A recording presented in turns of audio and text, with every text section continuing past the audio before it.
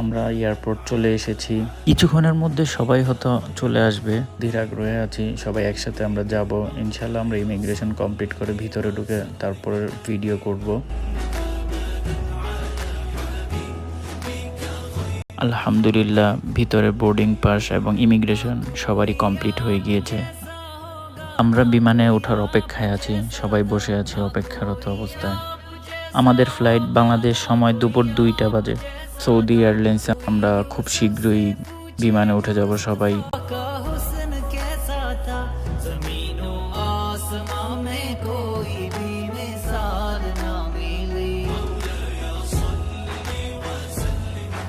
আমরা ভিতর থেকে বসেই দেখতে পাচ্ছি আমাদের লাগেজগুলি বিমানে নেওয়া হচ্ছে। সব কিছুই দেখা যাচ্ছে খুব সুন্দরভাবে, খুব স্পষ্ট, ক্লিয়ার।